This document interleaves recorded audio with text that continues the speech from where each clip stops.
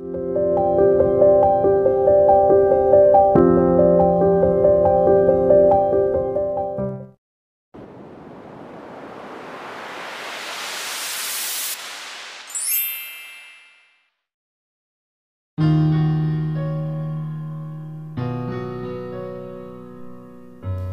khanghaude borshi yoksilakli sanga chawba mirak tinba imung oibana leibaki masak naiba mayam ama yaurakpadu ubada leikaigi miwa ngangnaraga mabuk thanba kanggu kharana chibon ngangnari phana ngangnabasu kayani phattana ngangnabasu kongaini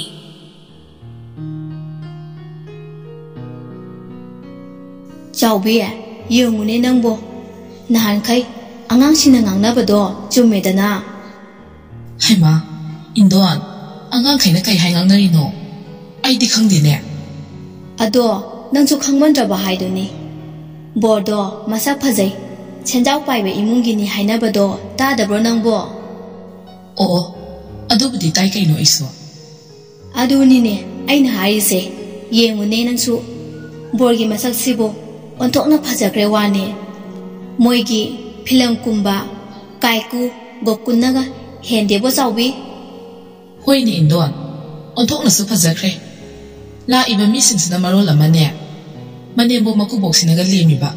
tawbudi sakki wa hairadi nupi masasi su adum phajabani ngai khone nangi phajaba phajadaba dudi tokro cha glass ama fawba lonba nangdana khaina birakadana aidi haujitagi haunabu wabireda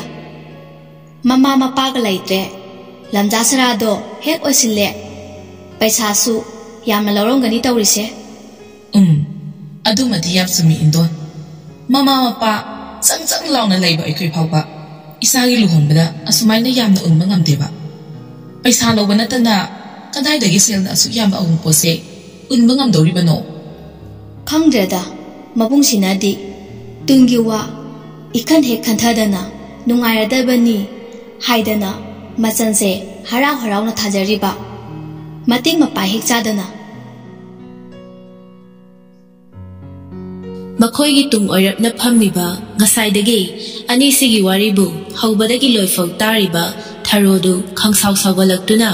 natrepta yeiraga cheiraklammi karino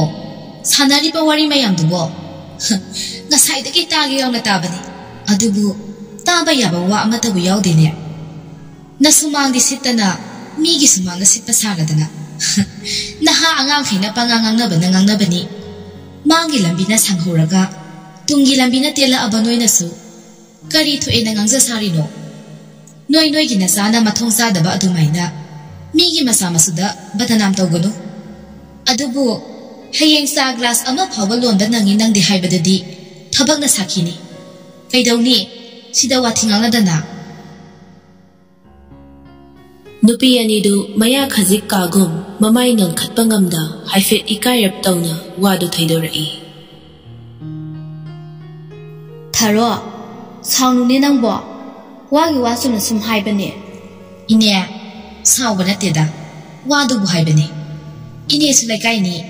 nong phadok su imung sida sangi hairaga ibungo luhongba sibu kari kamai tawri haidana irenjana hangbiramabadi paisa lawi laudi haibagi wafamdo loina khangamgadabani adudi natte asumbani aramani su khangda min hainaraga hekta angangsingse lana badanam tawbadi ai tadadi phai karigumba matungda asigumba wase amuk hana taraba tharo iti khangadabani tharo lekai asida machin chatpa minungshi chawba tawgedagamba nupi amani aduna lekai asida leiriba mipum khudimakna mabu loina khawdak chanai ise tharo saukhinu kaidawrage mina pangangangnai haibaduda indon sina nungai tadana chumna sum haibagi wani moibu nusidaduna haibadi nateko yare saubi ise na pangde ko noi suwari makha jathau ko ise snya manung danga ta sangu khige wadu tabada chawbi tharogi khudang do tap pharai wa se hairam laga tharodu fet haidok duna thajana poloi set libadugi manak na lakle Madu ubada pari Tharogi manakta khajik changsinduna Ine aidi ngasai ke ini udina solamini Kuire da ine di lakpa nang suna thoyamna sinjabadudha unaramdana mapana ne phamure Isagi kebam sidasu yam kuina leirameda Oh aidi uhodre adudine aishu mi la singse amta yingsilukige ini shu ngaktang lebiyoko photo kamino doga yam wali ko hoida iya sidi kapthok sungai dana ngai khone photo kapaga lairi ibema nogi kebadugu loidoba ka yam wali ge borsna phama iba matamse phanadi kuiri ne noiba ine loire phare Tharodu thazida khajik onsilaktuna ibema thaza napuroiba amadine nanem nakugi sema phajana thoko imausidi nasa nupa nupi pokdana ana ayek yauda nungai ai phana pamu oyuko Thaja mapi ira khajik chenduna Hoi nasi ini na tapiriba wahi khudima namau na lem namak hangboi jage ko Matawadu ubada Tharo Thajabu nungsina themjinbiraki se kapkan kaido bagi kaptoino asigumba afaba nungai ba tangkhalaba matamsida kappa yade ko satlamdai na ne to hoide imung sida na piligla ama phauta halangano nabungse wahawni Hoine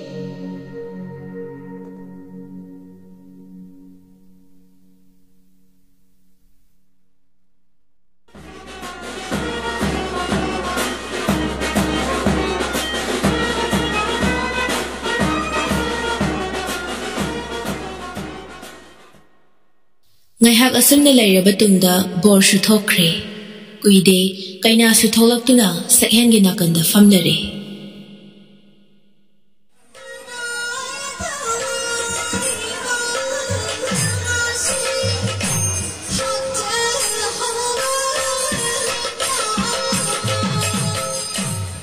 sakliba isai dune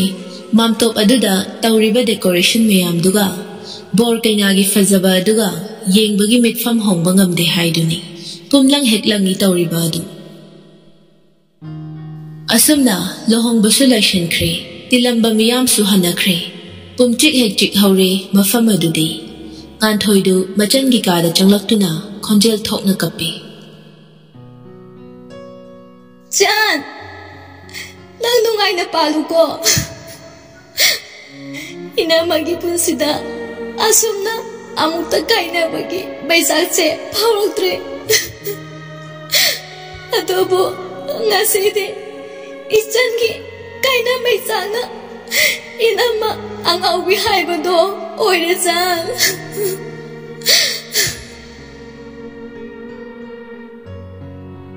matamdusu thengjilakle yungdi mesingsu mahai thabak wana rubanara karino loina tumnakre Kada chariba singdu sitnana loshilaba tungda phamung aduda phamduna Thaja mapuroiba buchangakpa ngairi somdasu sakhen mamanaba sing adudagi nanthokpa ngamda yamna wana khange haiduni James nupa amaduda fat onsinduna khonjeldu phari hairaklammi Bye ikhoisu hannaba tawrase ke dorage pungju panyam thingjile wani Ani ngasai chatningabane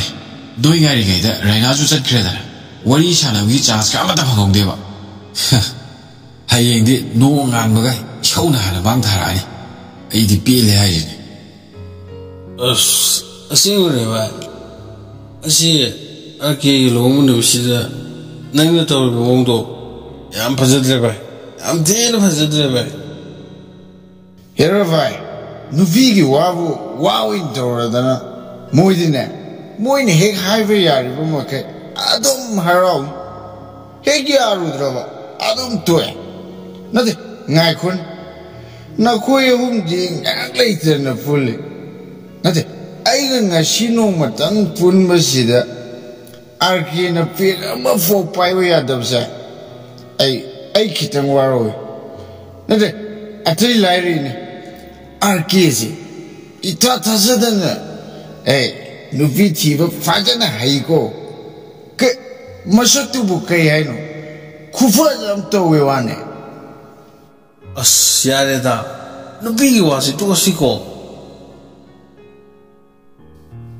Sakhen gi magun khangba James na wadu thaidok na ba hotnabani Sakhen makhut ani duna makok ta haifet paishin duna wangang da tumin phammi loya su Sakhen da changro haibagi ingit tawba du ubada Rakesh na Sakhen da haifet onsin duna as yare da kangi ke doroge nuini tongnari do bai nangbu piyam de payo ke doroge ai bita she payo bi bai Sakhen du yararoi khanduna bangak to khajik nomi fare ai hana so hai kradu ngasi se haksang kya nuwaiti pot si fire wen adubu nangna nuwai trabani na fare ai party manager na poina ai fe amati fire ado makhata abati haranu ko Sakhen si thakpa bu hokhrabadi kok laikhai drifaba lepa hitaba midani thaktragana chahi chuppa thaktra sungamba mini masi khangbana ngasi magi lohongba numit sidadi thaktanaba phanakanadi leithok leishin tawduna hotnajabani adubu upai leite langtrik langba liklik glass aduda laihak munna yenglaba tungda haira o haigum ingit tawraklami mataw aduda James khonjel wanglap na hairi as ngai honi ba longmu numita nupi khaina re habado tahana basingano horen nangi hono bidu tawradi ekhoi loina sinaba tare ko kastoroi ai loi khangi ke doroge suknum sikra beituze kaina na ba ai kai dum de toroi bai as masa siga asing mane baira kesna hari sisu sumba madile magi vita ai glass amadi pairage ko okay bhai pare de ado na du de makhadi tarno ko aduga na go changro bai egi subu yam henmal labo loyana wada tap oklaktuna nate adona khana gam cheme mashimi ja matong khangdana makhana oshidago ising ai jan bodona zoro hasen bom laibne adu to ko drana chunna sum haibni ko me masida la khana gam che oh adamade ai khangre yare da ai bo ngang sa dong na yang ngangi he tawri si honi chakpa se be mo nangi kokse kokta ma tawni mayam ga chuma mana deba adudane horen nogi dar amuk thong jin kraga changan biroi drana haibe giwane yare se bai hajilo asumna glass mari aduda Rakesh na hidak tu mathang hairatuna seba tawrai aduga cheers tawnaraba tungda chap manana thakchinakre Sakhen glass tu ma thakchalaba tungda mamangda lairiba chanaba du spoon nama paikhatuna fatchasili aduga panthadana fukhagatuna bai noi sobe adego ngasi gidi ai sangre no ma matang sabada fazana pulasi natradi ai ngasi soira farak tarani ba nupa ahum dusu khonjel du phari tawduna okay bhai jogo matang gi haidani ekhoi kesu saujade ko Sakhen glass ama khaktani haijabagi wani chawkhraba glass tu phulamani thaklibadu aduna masadu nisa ka bakabak palaklabani thongjin maya aduda second khara leptuna thajana chingnadana ba mawongda phibam do khajik semlaba tungda thongdo tapna hangdoktuna changlai aduga phamong machi aduda sat phamthaduna ben kari khalino thaja khonjel do ka hena nemthaduna khumdai Yambo haune kai dorogi nangbo kaisi tawde adu yambo ai ngasidi nangonda wanta hange hango kai hange no ꯑꯗꯨꯕꯨ ꯔꯌꯥꯝꯕꯨ ꯑꯩꯕꯨ ꯇꯁꯦꯡꯅ ꯅꯨꯡꯁꯤꯕ꯭ꯔꯥ? ꯀꯩ ꯍꯥꯏꯕꯗꯨꯅ? ꯚꯦꯝ, ꯅꯨꯡꯁꯤꯕꯒꯤ ꯍꯥꯏꯔꯨꯔꯗꯤ ꯀꯔꯤꯒ ꯄ꯭ꯔꯃꯥꯟ ꯇꯧꯒꯅꯤ? ꯋꯥꯍꯩꯅ ꯍꯥꯏꯕꯗꯤ ꯋꯥꯠꯂꯅꯤꯗ꯫ ꯑꯇꯤꯌꯥꯗ ꯊꯣꯛꯂꯤꯕ ꯊꯥꯖ ꯃꯍꯥꯛꯁꯦ इखुटना लामदुना लौथरगने नफमद सिनौ हायरबा अदु फावबा ऐ फेलोय करिगुंबा हक्सांग सिदा तना थनबा यादना होलिबा सोरसे सी फावबा नंग होनगनो हायरबा ऐ खुदक लेपन बंगमनिये तसेंगा नंगबु नुसिबगी दमक्तदी ऐना ngमोइदबा करिसु लैथि थाजा रेड सुत्तुगी मरुमदा तनौरबी माइथों पिक्तक तौबी चिंबाल अदुदगी नोंग हिटनबा खोंजेलदा यंबो नंगना इबो अदुकी मतेक नुसिबिबासे उबदा ऐ ngasiदी पुकनिंगसे यामना नुसिरए बेम सकेन थाजबु मथादा जेजेट कोनबिरई थाजा अदुमक वाला मखा तारकलमी अइबो अदुक यामना नुसिरगा करिगी यु थागा चंगा इनो अदुबो अइना पामंगनी हाइना खनब्रो इस अंगावबी अदुगी ओरे नंग ngसाइदगी नफी इरासिनगे ngangi मैम दुदे nangdradi kaino सकहेंदु थाजदा ममाय पुलप ओनसिंदुना मखोंदु खोंग्राय चंदुना फम्मी अदुगा मखुतुना थाजगी ममायदा खजिक नानबीदुना यारेस यमुम वाही नंगुना तावको थाजदु खुमदे ताब्रो ऐना हाइसे ताये अदुब्रो संसार सिदने ऐना सु याम नुसिजबा थवाइदगिसु हेना पामुना थमजरिबा अदुगिसु मतकता फजबदसु मपा लैतना फजरिबा सिदसु नतेदा असेंबा मैतै नुपी अमगी मफमदने सियनगदुबा गुण पुनमक मत्त वातना सियलिबा ऐगी बेमना इनाक्ता लेंगदना लैरसिदबु ऐना करिगी नंगी अपामबगी मेयुक्ता लेप्तैनो ऐ मतुंगदने अमुहना तक्सरारो ngasidabu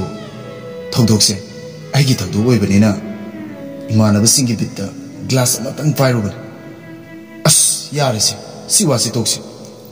अदुइ सरुकने नुंगाई बोरी सासे वासे हायरगा सकहेन थाजदा नोकफेट तोशिली नाइकोने नंगबु ngसाय सापुक थनब्रो थल्ले ऐदी थनदेबो चादी चादना कदाइदगी थनदोइनो कनादबु इकारिनो खंगदेबा इस नंगोंदनिने ऐनी इकाइरिसे ऐगोंददि कैकी इकाइरिबा इकाइददि कैनो साक्षको मम हेक केतोबगा नसकना इफाइ फजगे नमितना ऐगोंदा फला येंग लेरम अदुदबु कमाइना चाखुप यादोइनो ऐदी अदुम गाउरा लेख्रेदना याम तानिंगदेको मंगोंदा येंगी काइना येंगबना माना येंगागा ऐसु इकाइरिनि खंगबा सकहेंदु थाजगी मनाक्ता खरा हेना नक्सिना फम्मी अदोबे मीना हाइरिबा अखोय अनिसे याम सानै हाइरि मेंगना हायरकपा वाहैनी नाइहाक्ति अमना अमदा येंगनदुना वा ngang तुमिन ले थाजा वादा मखा तारकलमी इस कनाना हाइरिबा मी लोइ हाइनै केनो ngасai noirongi le sabising nasune kai kai no yam haina hoida nangdi luhongba ga sangda khai lesabi khai na ngangna bado ta lairi ne ba सकहेंदु नोकमी लकना बोय कई बोय मखुतुना मराय बक्ता फट थाजिनजे सिसु तारो बाइगी रालो मोरबा सिनेनि करी नुंगी कली जुक्त सक फजरो बनो हायबदो यारेदा इसाई तोमदा थागसरगा कासिन को याय गवे हाइदुनी कइनु अइबु सक याम थिरबो हाइसे यमोसी अमते यमोबा वासे हायरगा सकहेन थाजदा ओनसिंदुना पिसुम खजिक चिंखतली थाजदु इकाइना मुचाना बंगमदा तुमिन नोन थादुना ले मदवदुदा सकहेन ꯊꯥꯖꯒꯤ ꯈꯗꯥꯡꯗꯣ ꯍꯥꯏꯐꯦꯠ ꯏꯟꯈꯠꯄꯤꯗꯨꯅ ꯕꯦꯝ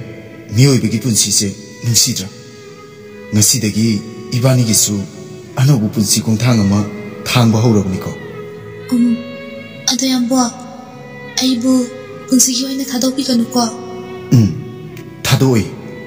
ꯑꯩꯅ ꯍꯤꯡꯂꯤꯕ ꯃꯈꯩ ꯅꯪꯕꯨ ꯁꯨꯛꯊꯥ ꯊꯥꯗꯣꯛꯏ ꯑꯁꯨꯝꯅ ꯃꯇꯝꯒꯤ ꯈꯣꯡꯂꯩ ꯃꯇꯨꯡ ꯏꯟꯅ ꯊꯥꯖ ꯑꯃꯗꯤ ꯁꯛꯍꯦꯟ ꯉꯁꯤꯒꯤ ꯑꯍꯤꯡꯁꯤꯗꯒꯤ ꯍꯧꯅ ꯊꯋꯥꯏꯒ ꯍꯛꯆꯥꯡꯒ ꯑꯃꯠꯇ ꯑꯣꯏꯅ ꯇꯤꯟꯈ꯭ꯔꯦ